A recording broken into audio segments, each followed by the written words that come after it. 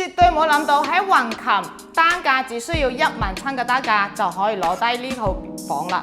旁邊賣4萬幾嘅單價，呢套咧只有17000嘅單價就可以攞低。望出去咧，我哋嘅山景同埋河景咧非常之靚。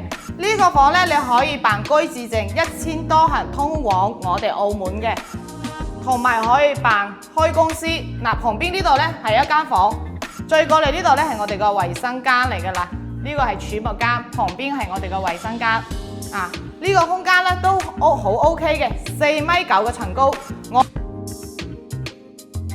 睇下我哋嘅廚房，廚房空間係非常之大噶嚇。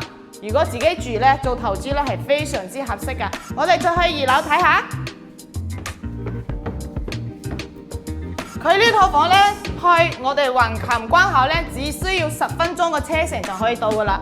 呢個咧就係我哋一間房，2樓嘅其中一間房咧。過嚟嘅話咧，呢度咧就係我哋公私分明嘅廁所啦。哇，個廁所咧都好大嘅。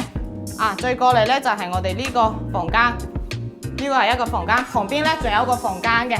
過嚟睇下，呢個房間望出去嘅景咧係非常之靚嘅，一樣可以睇到我哋客廳嘅海景、山景，非常之靚。對呢套房感興趣嘅老細咧，可以喺微信左下角嗰度滴滴咪姐啊，帶你睇房。